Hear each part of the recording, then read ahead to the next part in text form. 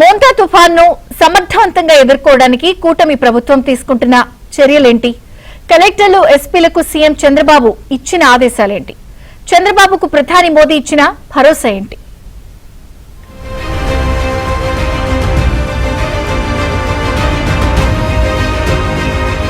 ఏపీని మోంతా తుఫాను వణికిస్తోంది. బంగాళాఖాతంలో ఏర్పడిన మోంతా తుఫాను తీవ్ర వేగంతో ఏపీ వైపు దూసుకొస్తోంది.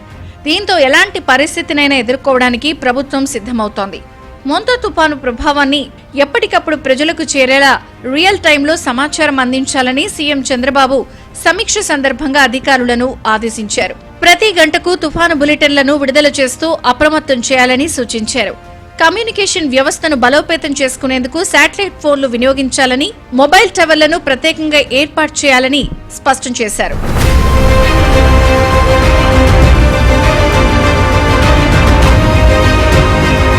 తుఫాను ప్రభావం ఎక్కువగా ఉండే 2707 గ్రామ వార్డు సచివాలయాల పరిధిలో ప్రత్యేక చర్యలు తీసుకోవాలన్నారు సీఎం చంద్రబాబు.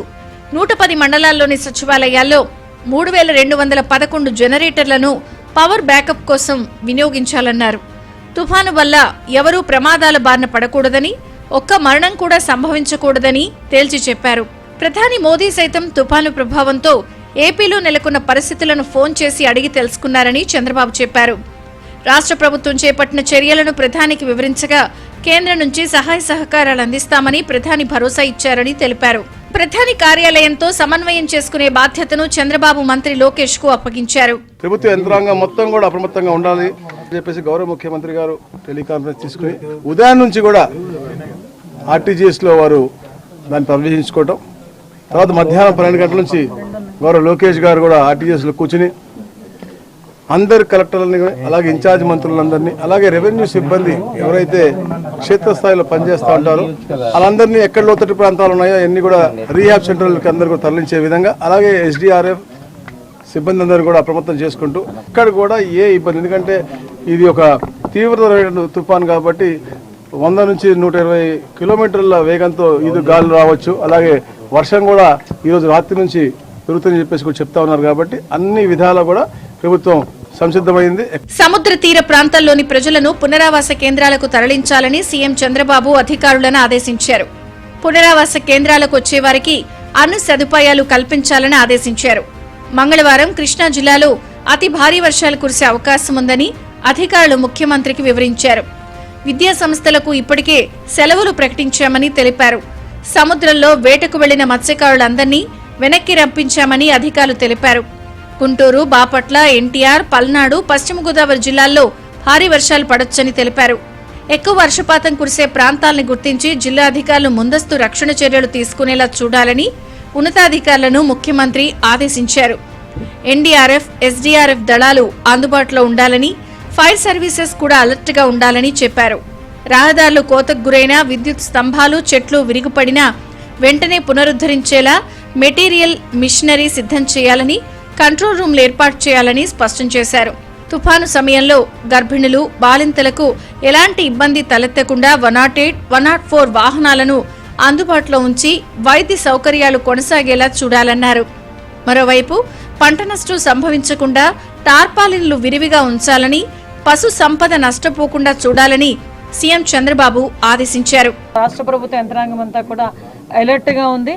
నేను మళ్ళీ కోరుకుంటున్నా, మత్స్యకారులు ఈ టైంకే ఎవరు కూడా సముద్రానికి వెళ్ళొద్దని చెప్పడం జరిగింది. వెళ్ళిన వాళ్ళందరూ కూడా సురక్షితంగా ఆల్రెడీ తిరిగి వచ్చేసిన ఇన్ఫర్మేషన్ కూడా మా దగ్గర ఉంది. సముద్ర తీరానికి దగ్గరగా ఉన్న విలేజెస్ ని స్పెషల్ గా ఫోకస్ చేసుకోవడం, అదేవిధంగా ఎఫెక్ట్ ఎక్కువగా ఉన్న మండలాలను కూడా స్పెషల్ గా ఫోకస్ చేసుకుని ఆల్రెడీ ఇప్పటికే జిల్లాలకి స్పెషల్ ఆఫీసర్స్ ని, నోడల్ ఆఫీసర్స్ ని కూడా ఐఏఎస్ ఆఫీసర్లు ఎక్స్ట్రాగా వేయడం కూడా జరిగింది. ప్రతి ఒక్క గ్రామంలోని కూడా అఫీషియల్స్ అందరూ కూడా గ్రామాల్లో అవేర్నెస్ క్రియేట్ చేస్తున్నారు. ఈ ప్రభావం ఇలా ఉంటుంది, దీనికి మనం ప్రికాషన్స్ ఎలా తీసుకుంటున్నాం, దీనికి ప్రజల దగ్గర నుంచి సహకారం అవసరం అని చెప్పి ఆల్రెడీ మీటింగ్స్ కూడా స్టార్ట్ చేశారు. ప్రజల పానిక్ కాకుండా ప్రజల్ని అలర్ట్ చేసే విధానంలో మీరందరూ కూడా సహకరించాల్సిందిగా కోరుకుంటున్నారు. సీఎం చంద్రబాబు జిల్లా కలెక్టర్లు, ఎస్పీలతో టెలికాన్ఫరెన్స్ నిర్వహించి మోంతా తుఫానుపై తీసుకోవాల్సిన జాగ్రత్తలను వివరించారు.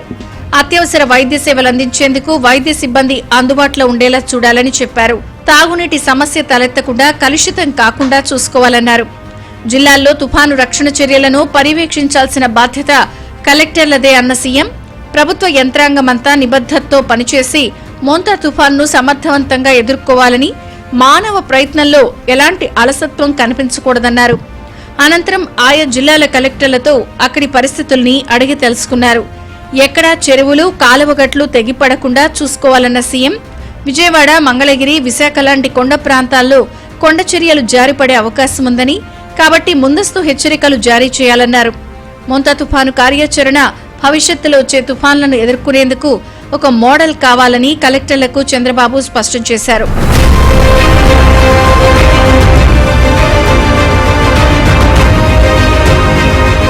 మోంతా తుఫాను తీరం దాటే సమయంలో ఆస్తి, ప్రాణ నష్టం జరిగేందుకు అవకాశం ఉంటుందన్న సీఎం చంద్రబాబు ఆ సమయంలో ప్రజలు ఎవరూ బయటకు రాకుండా అలర్ట్ చేయాలని అధికారుల్ని ఆదేశించారు.